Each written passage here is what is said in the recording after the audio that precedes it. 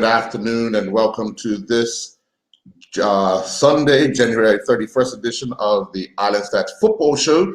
I'm joined by, I'm your host, Earl Basin. I'm joined by co-host Maceo Dill. We'll soon be joined by Nikita Robinson, as well as the second vice president of the Bermuda Football Association, Mr. Shannon Burgess, who will give us kind of an update on the scenarios possible for football to return to play.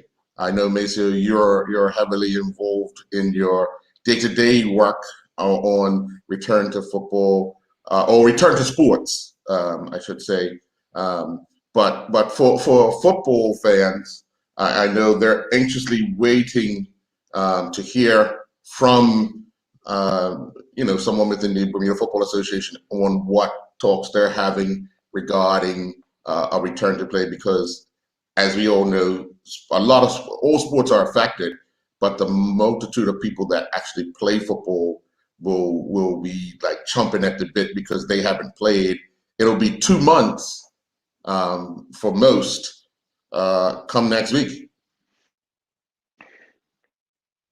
I mean, football obviously is the biggest sport in the world. I mean, as we look across the board in the world, it's got the most participants. FIFA is one of the biggest sporting organizations in the world, as it's delivering football. So definitely in Bermuda, we're potentially talking about 3,000 people that are jumping at the bit to get back playing.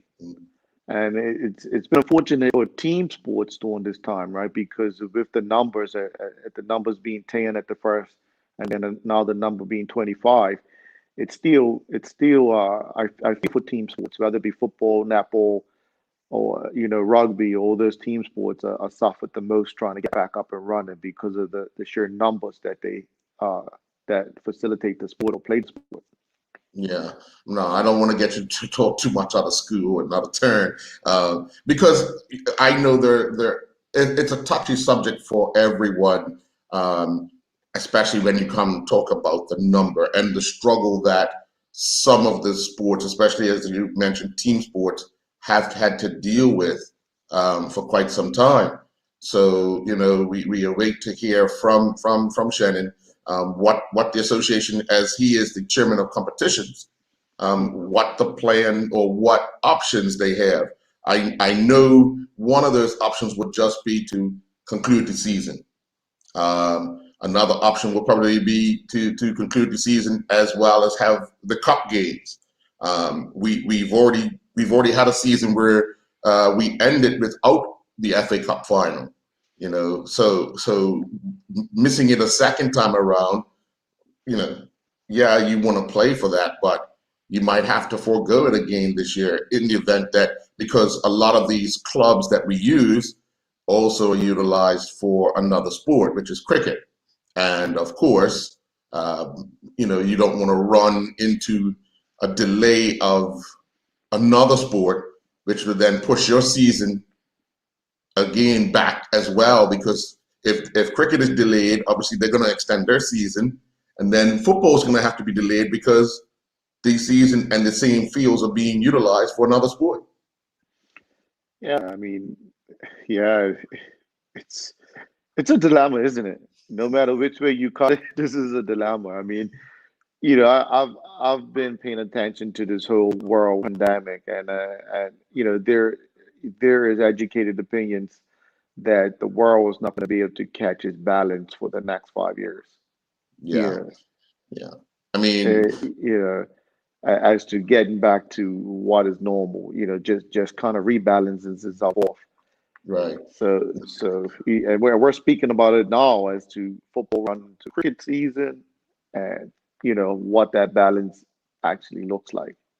Yeah, I mean, it's a tall order, and I know it's what they call it, tabletop talk, because obviously people have returned to work. People have tried to make their days as normal as they used to be as possible, going through their daily routines. But obviously the things we do for love, for recreation, have been hampered considerably.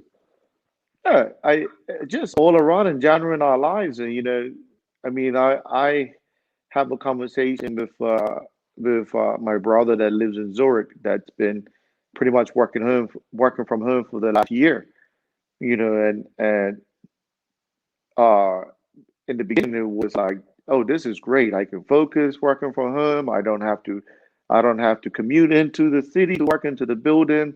I'm totally focused. I'm not gonna spend money on lunch. I'm saving money. To now, well, where's the people? Yeah. Well, Where's the interaction with people? I'm suffering a little bit now because I yeah, haven't interacted with people. You know, so right. we're not gonna. Human beings are always going to be human beings, in it. We're part of being a human being is our social interactions, right? Definitely, definitely. Well, we are joined by the first vice president of the Bermuda Football Association and chairman of competitions, Shannon Burgess. Good evening, Mr. Burgess. How are you? Good evening, gentlemen. All is well. How are you? We're hanging in. We're hanging in. Yeah, Well, keeping I warm. asked you. I've invited you on to just bring us up to date as far as the options that are presented or that are on the table for football during these processes of return to play, and obviously give the football fans an opportunity to hear what those options are, and then time frame if there's any, or where we stand. So what options do we have in this I guess the stages that we're in now that you and your committee have looked at for the possibility to return to play? Sure. I'm sure Mr. Dill has maybe mentioned that there's a four-phased approach to returning to play for all sports. And currently, I believe we're in phase two, whereby teams are training, but there's no contact and there's 25 max person training.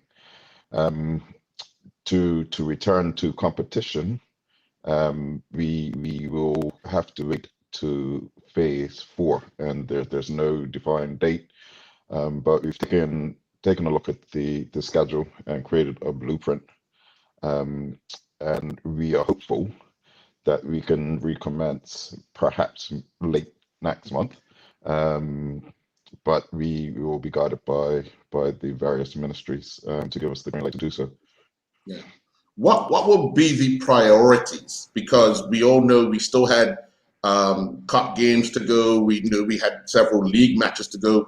Will the league be given the priority, or are you still in with working with the date mid to end of February starting, still planning or hoping you can get in, such as the FA Cup?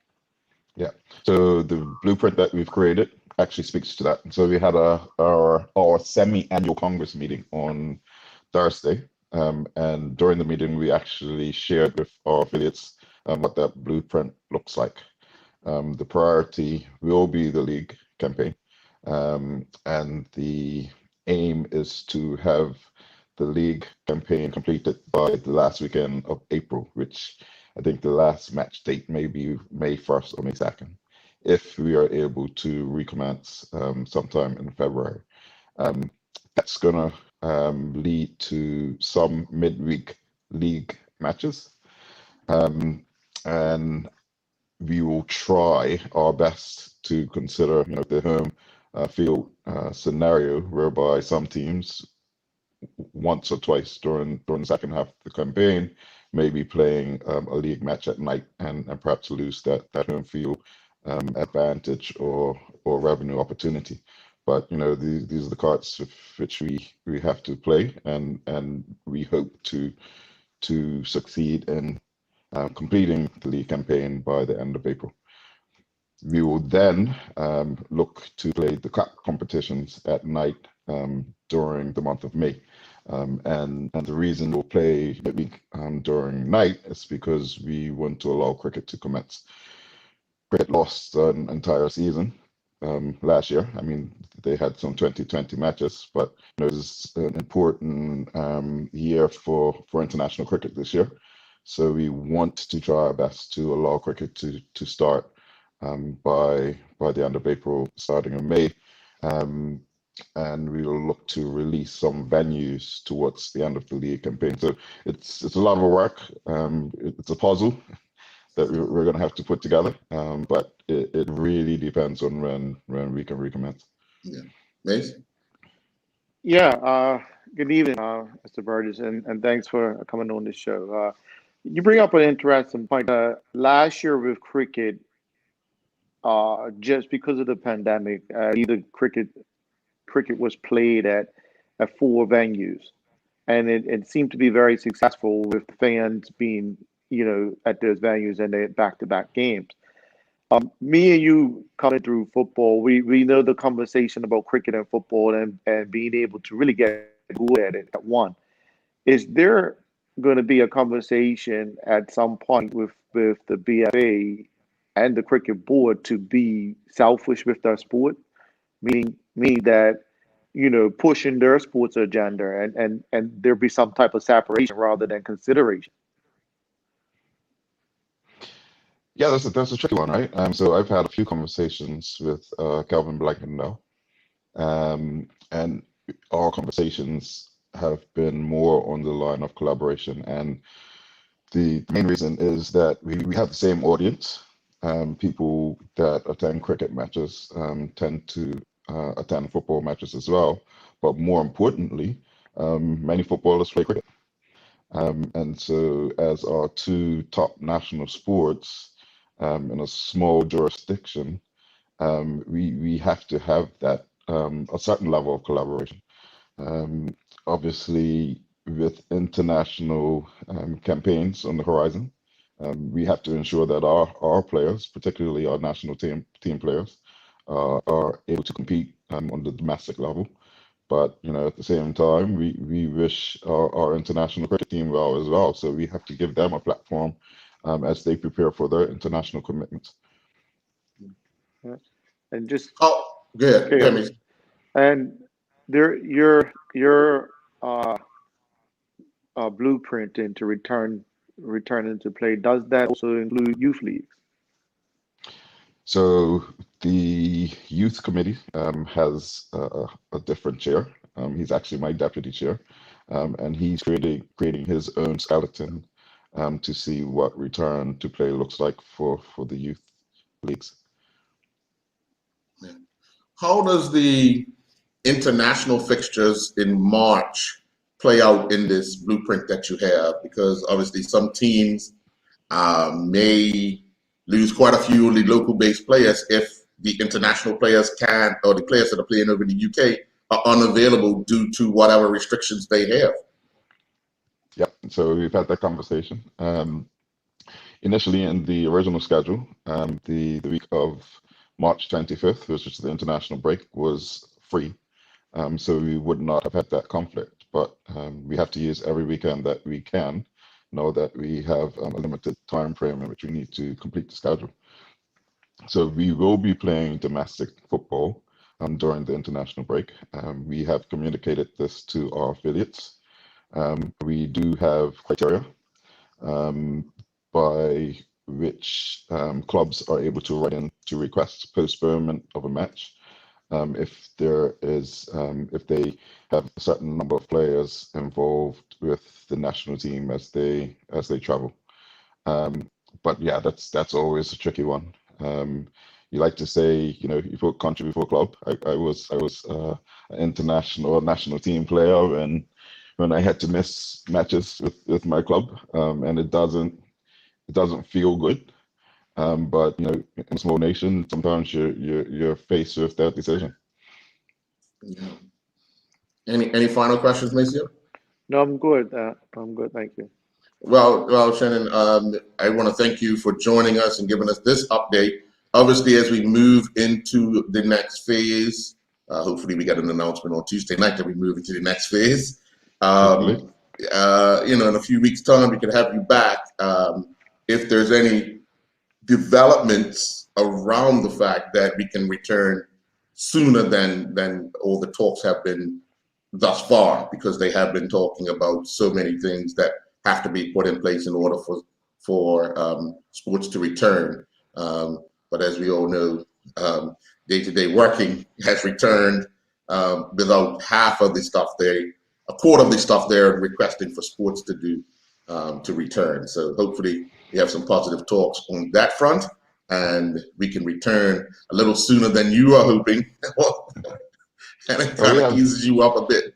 We have a lot of people working hard in all areas. We're faced with a pandemic that it's new to everyone.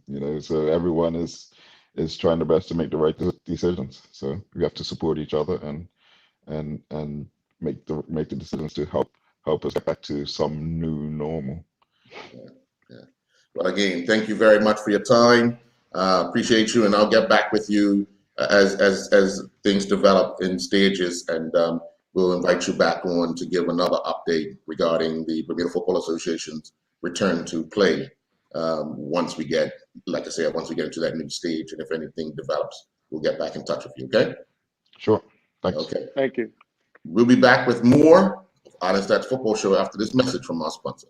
Perrier water has been renowned worldwide for over a century and a half. Collected from a pristine ancient mineral water spring in the south of France, originally bottled in a distinctive green pear-shaped bottle, and distributed in Bermuda by John Barris Unlimited, our foremost beverage distributor, Refreshing Perrier is the champagne of mineral waters. Try Perrier water in bold, natural fruit flavors with no added sugar and 0 calories. This month, we're featuring peach, strawberry, watermelon, orange, pink grapefruit, lime, cucumber, and regular Perrier water in cans. Lindos, why go anyplace else? Well, Monsieur, we've heard from the chairman of leagues and competitions, Shannon Burgess from the Bermuda Football Association. Obviously, a rock and a hard place. Yeah. You could hear it that they're anxious to get started again, and I'm pretty sure that's the pressure coming from the affiliates that they need to get started, because the same affiliates also have that other problem of another sport. Yeah, that's been a historical problem. I mean, and that's why I always ask the question, and I know it's a touchy situation between cricket and football and clubs that facilitated the financial piece and things of that nature. I look at it from the perspective of being able to run a 10-month football season and a 10-month cricket season and a separation of the athletes, that chooses the sport that they want to master. I think we once 40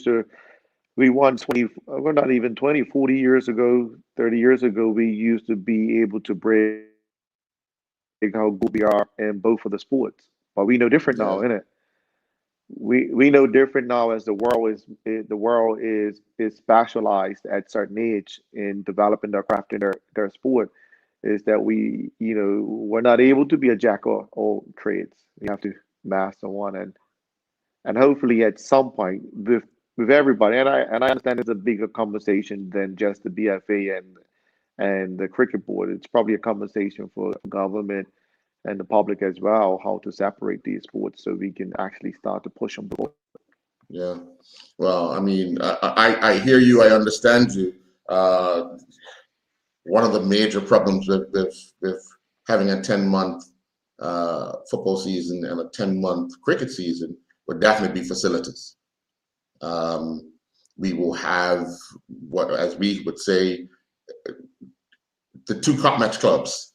They're not going to give up cup match. So where do they then play their football? You know what I mean? Yeah, I don't know the answer. I really don't know the answer. I got these ideas, really great ideas, but I don't know the answer's different. All right, and I don't envy the people that have to have the conversations, and as Shannon says, he's got a puzzle to put together, right? He's got a whole puzzle put together.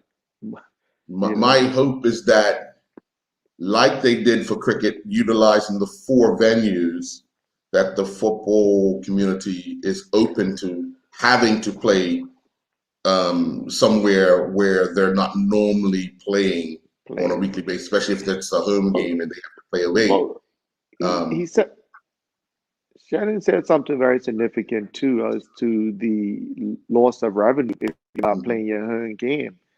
And that financial conversation has to be a conversation on how to share finances. And that brings me to the conception of the MSL League, where it came under one umbrella to get it up and running, and two, it Mhm. starts separating, right? You know, the original league that they tried to start in US and Palais and everybody was there, and it was an Right. individual league. Yes. You know, it didn't work. The MLS, you know, they're found a solution to make it sustainable as it builds itself, right? So, Mhm. but I know it's not going to be easy for us because we've got serious history within our clubs, right? Right. Serious history, and that, Mhm. you know. But I want to create greater history. I want. I don't want to forget our whole history, and I obviously have a lot of respect for it. But I want to create new, greater history for our country. Right, right. Well, we're soon to be joined by members of the Global Education and Sports Partners Limited. They are a group that also help young people to gain education through sports in their endeavors in getting, whether it be boarding school, high school, colleges, or wanting to go to college and so forth. We'll be joined by members just to give their thoughts on share what they offer. Just another way of getting your young person, and I know that they just don't do football. They do other sports as well, but it's a way to get just another avenue, another door to open up, and another way to get in. We'll be joined by them at the bottom of the hour, but. Again, when you start seeing that shared revenue for the clubs, that's the conversation that should be had by everyone around the table, and the sooner the better, because you might need a few conversations for everybody to buy in, because you know and I know not everybody's going to buy into that right from the start. They're going to need reassurance. They're going to need more conversation. In those conversations, there should be lawyers and financial people in there, because it should be legal agreements that's being made to that they're going to share revenue and what that looks like legally. You know, and football becoming a company or whatever that looks like, so it's not based on gentlemen's agreements anymore. Right. You know, gentlemen's agreements don't work. You know. Let's legalize this, right? We have enough people within our resources, you know, lawyers, financial piece. I mean, Shannon himself is a financial guy. He knows and understands finance. Right. So we have enough people that can facilitate that. But again, the part of it is breaking tradition. Right. Right. That's the touchy part. Breaking what is tradition. Well, I'm used to doing it this way. Breaking tradition is the hardest part. Yes. Well, we're going to take another commercial break, and when we come back, we'll be joined by members of the Global Education and Sports Partners Limited. We'll be right back. This month, we're featuring a range of infant and baby care products from Hello Bello, a company started up by a husband and wife team who were inspired to meet the challenges arising from the often surprising, not to mention messy, experiences that came with the territory known as parenting. The couple behind Hello Bello know that being a parent is uniquely demanding, and their mission is to bring you premium products at gentle prices. Try Hello Bello Apple Blossom Baby Lotion, Lavender Shampoo and Body Wash, Flushable Wipes, Diaper Rash Cream, Lavender Bubble Bath, and more. Lindo's. Why go anyplace else? And welcome back. We're joined by Kim Robinson, who is the operations manager, and Matt. Matt, can you pronounce your last name for me, please? Sure, Kokoska. Kokoska, okay. And he is the president of the group. Well, first of all, thank you very much for coming on and having the opportunity to share what you're able to do for young athletes in Bermuda and families as well, because the opportunities that we've been sharing over the last few weeks with us, not having football being played, we've had quite a bit of people coming on and sharing what they offer for families for further education for their young person, as well as things to do in football or sport in general. So again, thanks a lot. Matt, can you just explain to the people what Sure. your group does, please? Sure. Well, first of all, Earl, thanks for having us. We really appreciate it. And so essentially, Global Education and Sports Partners is a company that was started about 2 years ago, and it's all focused on education and sport. And there's really no better place in the U.S. no other better place in the world other than the U.S. to combine both. And specifically, what we do is we have partners all over the world. I found partners, and I have official partners in Spain, Italy, Bermuda, Guatemala, and Dominican Republic. And we help educate families on the opportunities that exist in boarding schools, and to use those opportunities to get a great education. If they're a really passionate and capable footballer or any other sport, to use that as a springboard to get exposure for colleges. And so we provide a service where we look at the entire profile of a student and then help guide them through an application process to apply to one of like the 25 or so boarding schools we have that are in our network.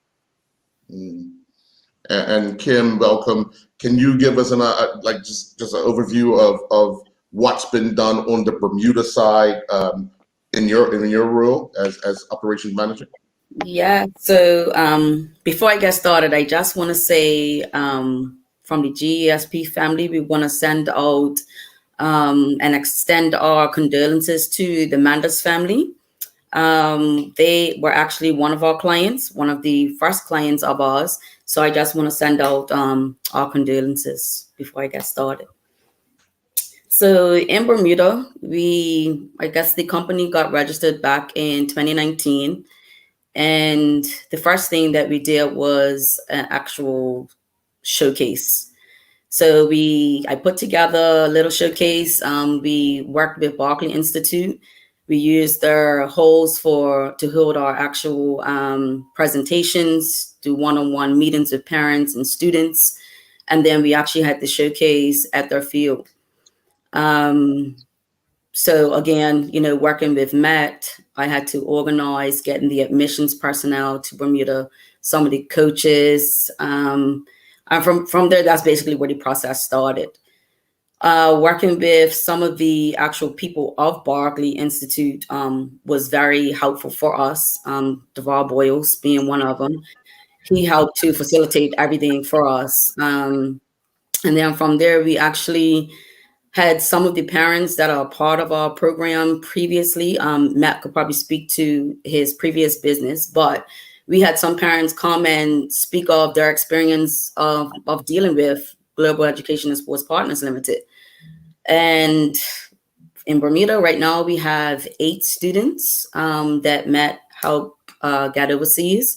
The youngest being grade 6, and the oldest was a postgraduate.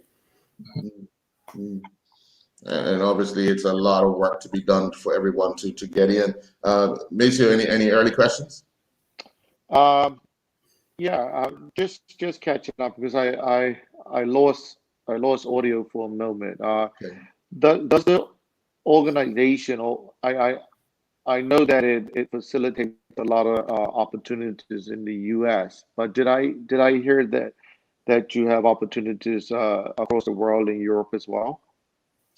So right now we focus on just bringing students to the U.S. into boarding school. And I have partners in Europe. And right now the pathways to go from Bermuda to Europe, through us, we're working on some partnerships, but primarily it's all focused on bringing students to the U.S. boarding schools.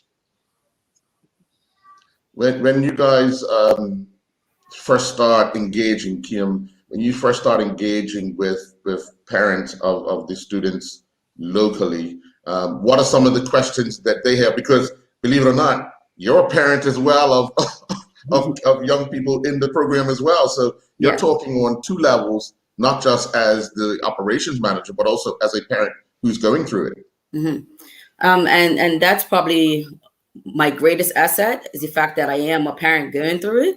Been going through it for the past 4 years, really. And when I speak to most parents, I speak to them from a mother standpoint, because with your children going to be so young, the first thing they ask is, well, who's going to be there to support them? Like, what about transportation? And what about this? And what about that?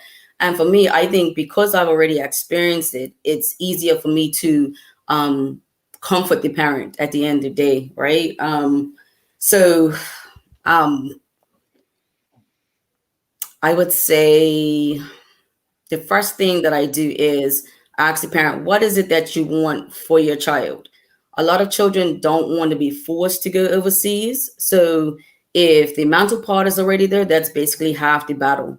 After that, it's okay. So, what's your expectation? What type of school are you looking for? What type of student is your child?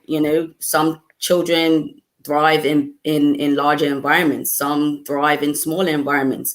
So we basically just do an overview of what the students like. We have Zoom calls with the parents, and that's when the conversations just start. So it's question and answering, basically I would say for like the first couple of conversations. After that, the process will be, if you do decide that you're going to come on as a client, obviously there is a service fee. We go over the service fee, and we work with parents on payment plans or what have you.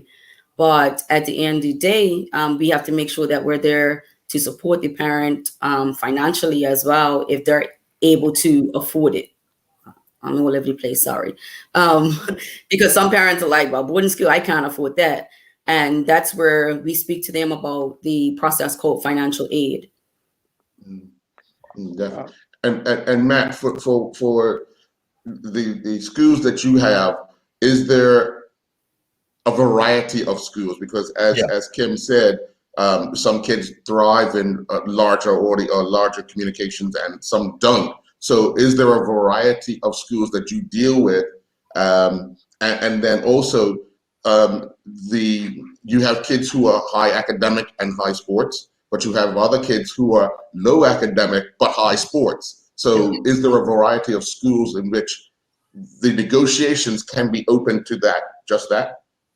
Yeah, so it's a great question. And, I was a teacher, a biology teacher, and the soccer coach for my first 12 years out of college working. And, I really enjoyed that. And then the last couple of years when I was the head coach at the Kiski School, which is a private all boys boarding school in Pittsburgh, I started recruiting a lot of kids all over the world. And I just loved it. And, it was time for change in my career, and so I started this company. And when we moved to India Mountain School, which is a junior boarding school in Connecticut, that's how I met Kim. And at first her son Riley, and we became friends, and then I met Jaden and helped them through the process.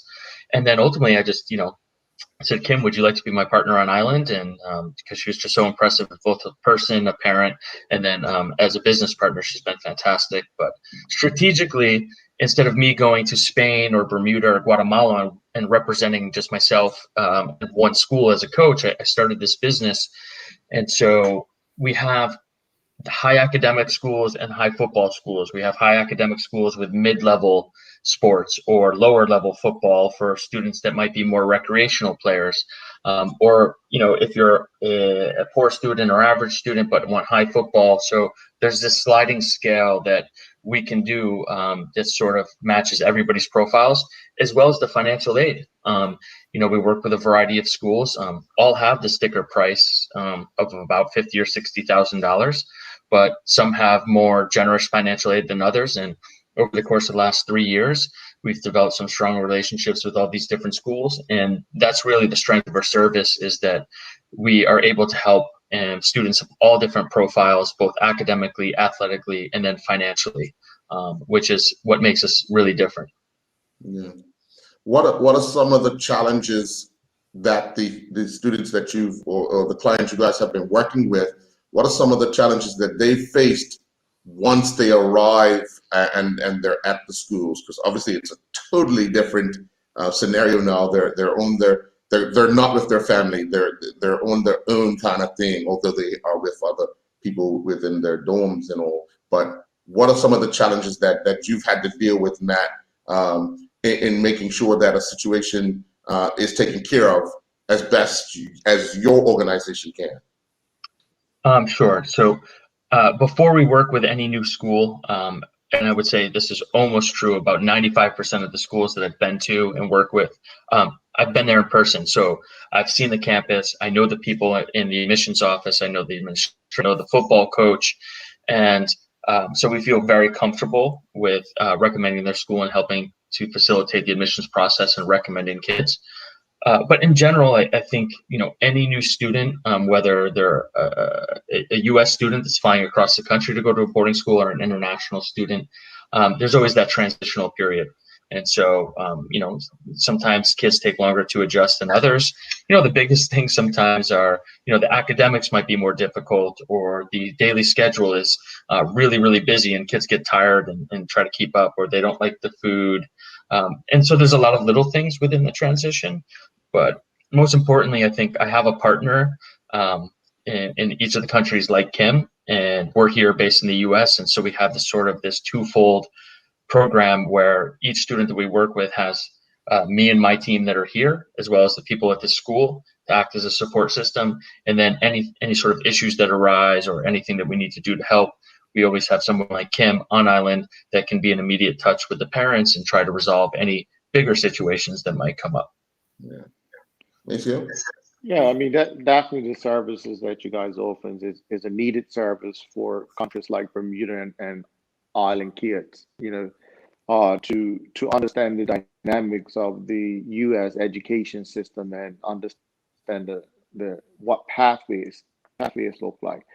What I would ask is, I'm if I'm reading it right, we're talking about boarding schools at this time. Is there a continuation of the support in directing and creating pathways for college opportunities and scholarship opportunities? Yeah, so what I would say is we do offer, just as direct boarding school placement or college or direct to college placement service, or a combination of both. And I hesitate to say that there's any type of scholarship opportunity, because ultimately that comes up to the college coaches. But what I would say is that when we do take on a client that's in boarding school and help facilitate the college process, we give them advice about schools that they should be targeting based on their level of football, their academics, their SAT or ACT score, and then how much their parents can afford. Because the reality is, to get a Division I or Division II scholarship for athletic money is really, really challenging. You have to be really good. And so really it's focused around targeting the right schools. What's the time frame that you should be starting to identify these schools? As a sophomore year of high school, a junior year of high school? What camps and clinics should you be going to? And that's more of our service, as well as opening the doors to get into direct contact with college coaches once a list has been established. That's a big part of what I do, and I'm able to help our clients not just exchange blank emails and get the generalized, okay, come to our summer camp clinic back from the college coach. But once we take on a client, we're able to break down sort of that challenge. And, I'm able to pass WhatsApp numbers or cell phone numbers from our client to the coach and vice versa, and establish that direct link. Yeah. My next question is for Kim. Obviously, we'll work together in different capacities, me coaching your kids and around Bermuda. This question's for you as a mother. I've worked with over probably 1,000 kids and parents, and I generalize when I say this is that mothers letting go of their sons to go, or not even their sons, their children, mothers being able to let go of their children to go into unknown territory and to develop is, for me, I found it always being challenging. But what they get back, the maturity, what they get back has been, okay, I'm glad I'm done that. What was that process like for you as a mother? Well, for me, my process started, my goodness, in 2016. Riley was in the national program, under 15s national program. and he was 11 at the time. And, you know, coaches used to come up there and take a look at the students, the players. And they had approached us and asked how old Riley was. And at that point, they had to go and look for a junior boarding school because they were looking for high schools. So at that point, you know, Riley's like, well, Mama, would you let me go? I'm like, yeah, 11, you know? So at that point, I was just like, oh my goodness, like I wasn't ready for it. And I was also pregnant with my third son. So a lot of stuff was going on. And I was actually homeschooling my boys at the time as well. So, you know, the whole process was the first things the parents think about is, well, how would I be able to afford this? And that was my main question. It was like, well, how do we afford this? And it was, don't worry about it. I'm like, well, what you mean don't worry about it? Like, are you going to pay for it? You know? So a lot of parents just don't know. So I think for me, for having a business now where I know that there's an opportunity for any of us to take advantage of it, it's out there. The information's there. And that's what we're here to do, is just give you the information. So I packed up all 3 of the boys, you know, I had Marcelo, packed up all the boys, and I hopped on a plane, and I was like, I can't just drop my son off in September and be like, boy, I have to go and see what this school is like. So I went and we visited the school, and as soon as we got on campus, you know, Riley was like, this is it. So once your child is mentally ready, I think that's where the parents could start to say, okay, I think I could do this. But I want to let you know that the worrying does not stop. You know, 4 years in, and yeah, I worry about my children every single day. You know, if I don't get a WhatsApp from them, I'm like, hey, what's going on? But I think parents these days, we need to listen to our children. There has to be that open-ended conversation. You know, we shouldn't have an open-ended conversation. Just keep the lines of communication open. If your children are telling you that this is something that they want to do, look into it. You know, you just never know what opportunities are out there. Or if I may, just continue on that point, because and for our listening audience, because it's always been an apprehension in our culture that if we're sending our kids away, that we don't want to parent them, versus the idea that we're sending our kids away to grow, to be able to live in this world. And I'll share a story. Obviously, I sent my son to Boston at 12 years old to a junior boarding school. And it's like, the family was like, oh, what are we doing? Like, what's going on? You know, what I did strategically, the next year, I sent my parents up there to visit them. I didn't go. And what they was able to see, what my parents were able to see, the maturity that was happening with their grandchild. And then the comfort happened that, okay, this is not about not parenting. This is about providing next opportunities so my kid can grow to survive in this demanding world. And I just wanted to have that conversation for the listening audience, because I know what exists in our culture as to sending our kids away to boarding schools and the idea that we have with it. And I'm glad for this conversation, because we're also got to identify what is the right fit. What does the right fit look like for each kid? I do want to ask Kim, because as we know, there's a stigma around football in Bermuda that Europe is the only way to go. But there's opportunities other places that I think people need to realize that there are options. But for you, why did you pick the US as opposed to trying to find an academy in the UK? Okay, so we actually looked into the UK. My husband actually took the boys over to the UK a few years back, and they trained at Bournemouth. I think it was Wimbledon and West Ham. Riley had the opportunity to actually play in a tournament for the West Ham on the 10 team. And it's fine about the football, but my biggest thing was education. Also the distance. At that age, it was, oh no, I'm sorry, the UK is way too far. If anything should happen, I want to be able to be within hours of getting there. So the distance was a big thing for me. And then the fact that I didn't know much about the education piece. So I wasn't about to send them over there just for football. Anything could happen to them to where the football career could be done. I need them to be able to have the opportunity of getting a good education while playing football. If they decide that they want to go on further and pursue a professional career in football, then great. But I want them to still be able to have that educational background. Matt, we're going to take another commercial break, but when we come back, I want to ask you or get you to answer the options that you guys provide. What about the language barrier? Because, like you said, you have clients from Spain, from Dominican Republic, and they don't speak English. So for that part, how do you negotiate? But we're going to take a commercial break. When we come back, you can answer that. Okay? Yeah, perfect. Sounds good.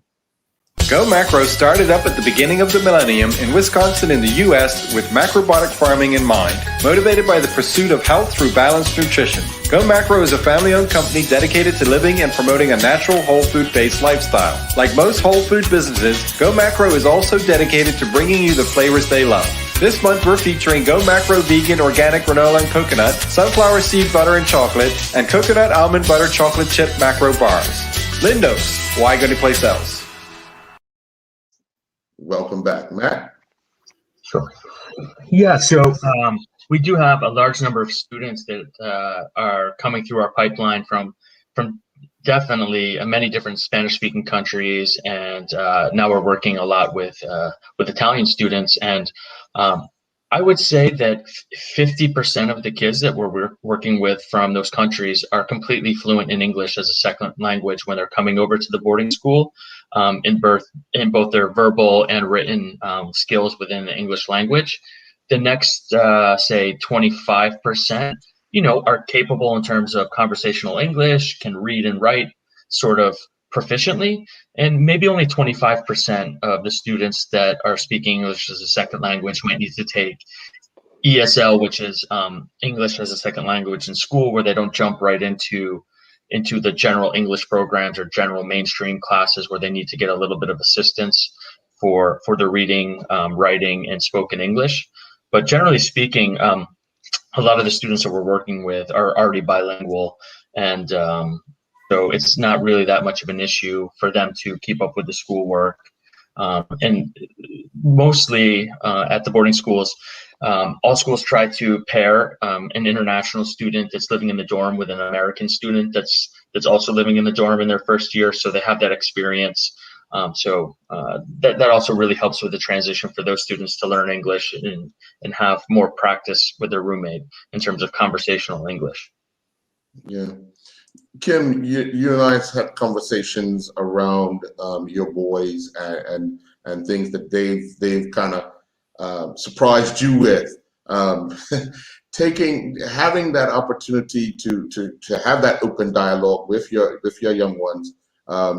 Can you share what one of your sons decided to do to get into to apply to a better or a higher ranked college or a higher ranked next set of education?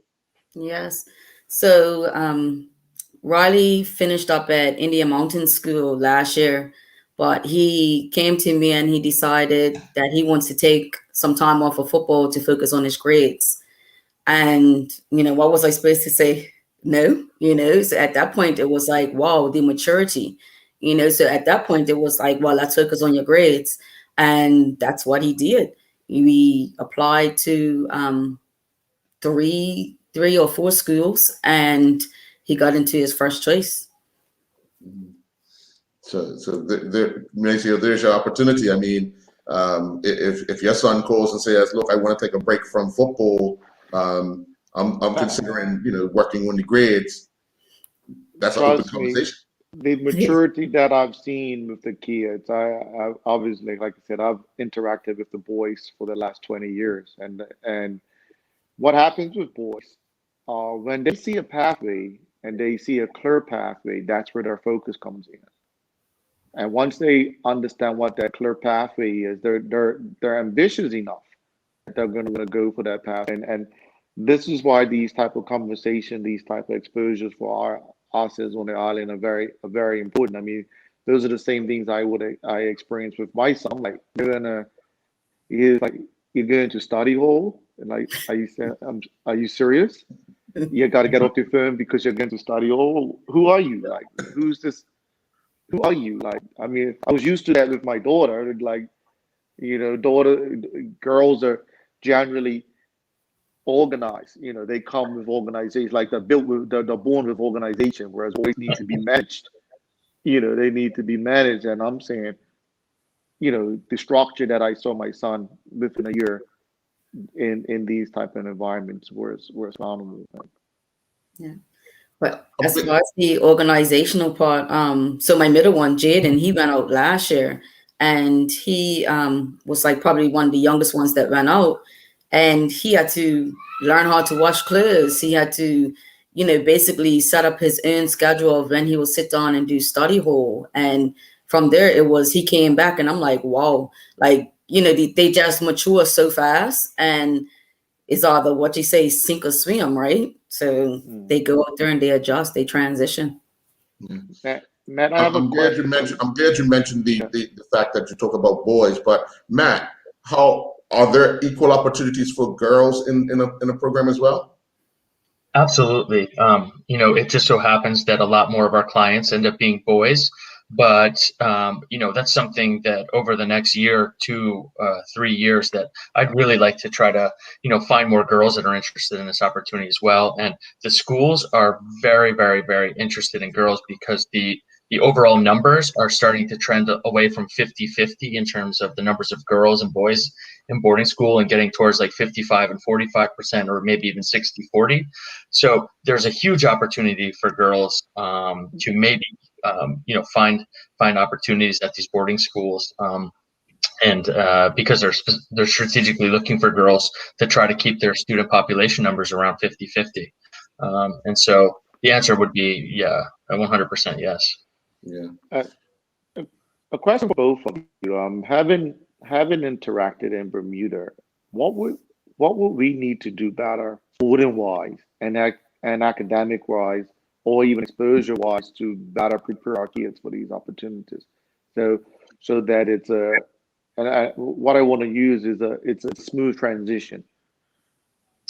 Yeah, and Tim, I'll let you speak directly to your sense as a parent on island and what you've seen over here. But I do this all over, so I get a snapshot of the students I work with in Bermuda, kids in Spain, and all over. And one thing I always get the question about, the name of our business, Global Education, is the first part, because that's the most important part.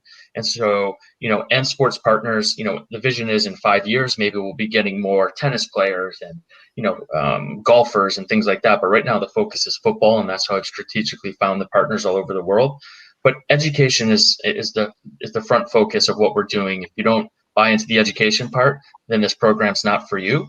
When people always ask, oh, I want my son to be a pro. I said, okay, well, they can still become a pro through our pathway, but that's not the point of this. And if they're not doing their schoolwork, then this is never going to work out. But to answer your question specifically about Bermuda, I think so many students that I end up seeing their transcript in Bermuda by 8th, 9th, or 10th grade, they've got so many D's or C's on their report card.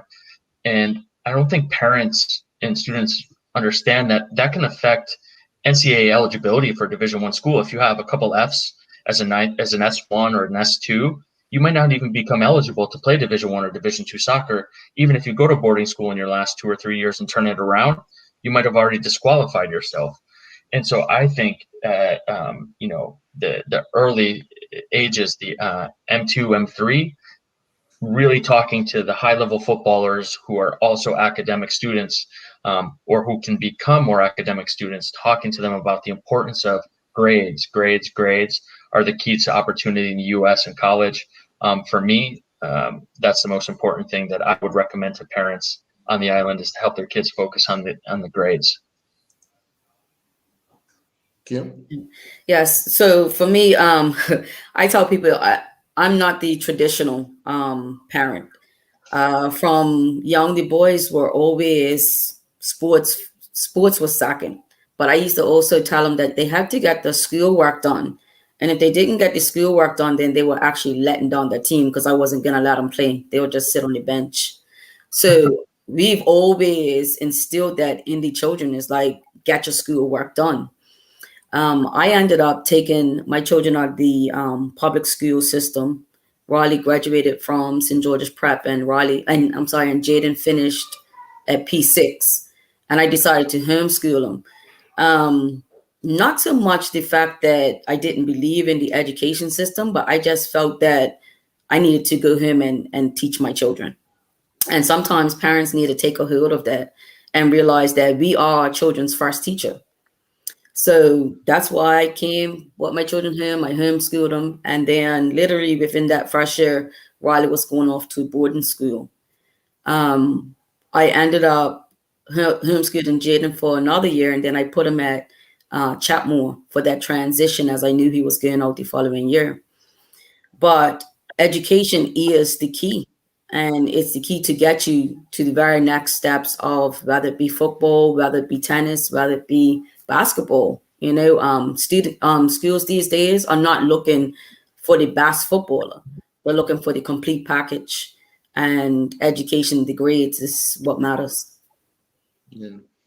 It's interesting you bring up that. It's almost like what got a parallel life. Because Sadeo, prior to going away to Boston, he was at Chapmore.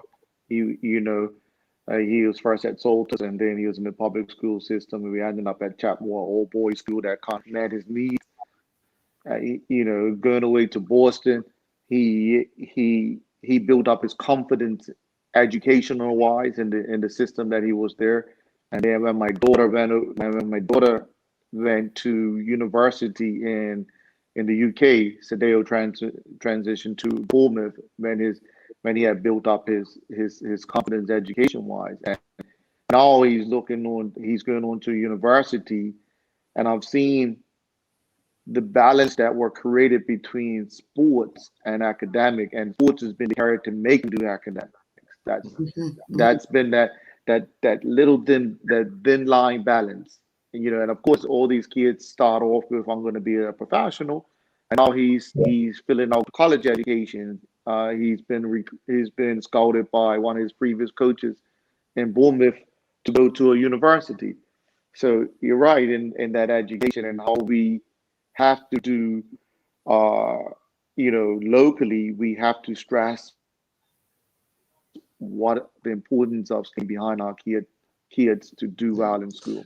We've had this conversation, and I believe there's some people on here that are interested in even starting the conversation. So Kim, from your standpoint, how does one get in touch with the operations manager in Bermuda of GESP? Yes, so they can contact me on our general email, which is gespbda@gmail.com. And I'll put my number out there. It's 599-9014. And they can give me a call, WhatsApp me, and we can start a conversation. Yeah. And Matt, of course, from your standpoint, how does one contact you? Yeah, so if you go to our website, which I can send to you guys after, and you can post, and you right, Kim, I think you gave all that information. But all my contact information is on the website, or you can reach out to Kim and she'll schedule an individual meeting with me. And I'd be happy to talk to anybody on the island about the opportunities and the schools that we work with. Okay. Well, both of you, thank you very much for enlightening our audience and giving, just that there's comforting messages that there is another way, there is another avenue to getting your youngster involved in whether it be boarding school or college or whatever. But the opportunities are always there, and we look forward to seeing the growth of that organization over the next few years, and hopefully you gain some more success with other people coming on board and graduating, because at the end of the day, as you said, education is important, and it's nothing like walking across that graduation stage when it's all completed. And if sport is an avenue to help you to get through that, then that's what we're here for. Okay, Yes, thank you. Thank you for All the right. Thank you very much for your time and the opportunity. No problem. We're going to take our final commercial break, and when we come back, Mason and I will wrap up this edition of the Island Stats Football Show. We'll be right back. We're spotlighting a food producer whose products are made with real wholesome ingredients, such as the highest grade farm-grown vegetables and certified organic free-range livestock with no artificial ingredients or preservatives, and no compromising on the painstaking quality control. Imagine Foods believe that higher quality ingredients, meeting high standards of purity, yield greater nutritional advantages and a more satisfying flavor. This month, we're featuring Imagine Foods organic roasted turkey, vegetable wild mushroom, and savory beef gravy. Lindo's, why anyplace else? Well, Maceo, very interesting conversation with Kim and Matt. Obviously, another avenue. Last week we had 3 gentlemen on discussing the options in the UK and Canada. Now we've got another option in the US, a way for our kids to gain some growth. And through sport, it's another way just to get that. And the confidence level, as you stated with your son, through sports, and taking the opportunity to go away, his growth academically went leaps and bounds.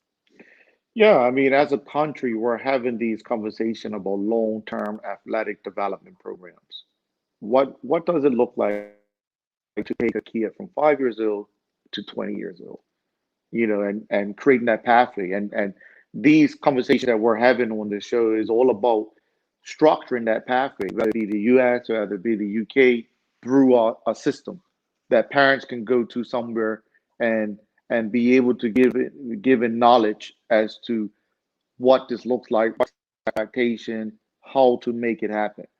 I reflect back on my own academic education in 91 to 96. When I went to university, I had no idea of what to expect. I mean, I did something crazy in university first day.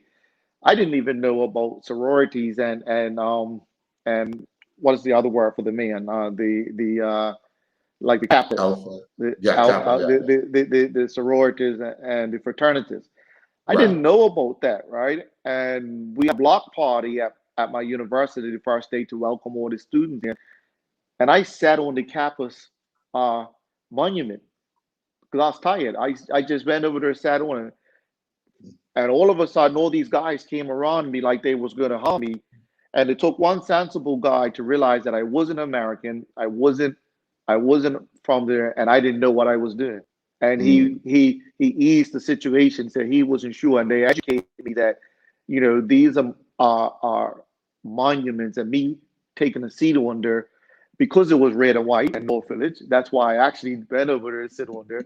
That this is going to be disrespectful, and even the social part of it about me training every day, traveling every weekend, keeping up with my social life, I was ill prepared for that.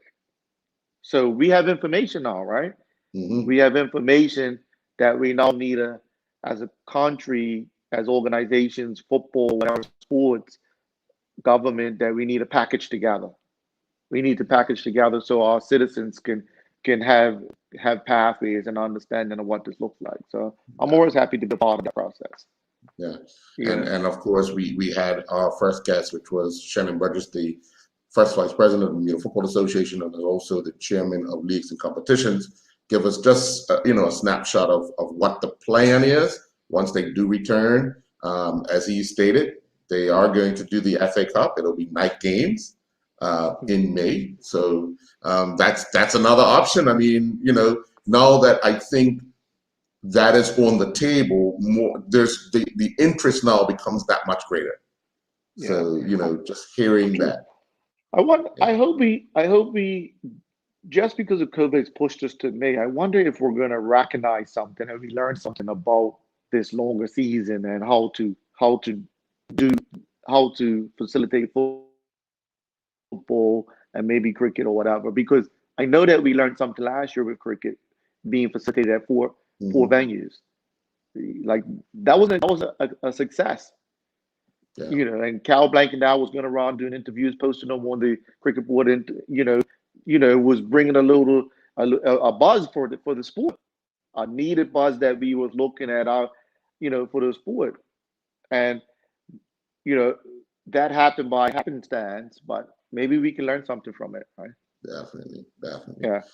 Well, Mace, there's another week gone, and we'll see what we can come up with for next week. Hopefully, you know, we can be joined by our other co-hosts next week, and you know, just bring more information to the people of Bermuda regarding football. This is what it's about, right? Well, thanks, Earl. Good All right. night, Bermuda, and enjoy. See you next week. Yes, indeed. Have a good night. Cool.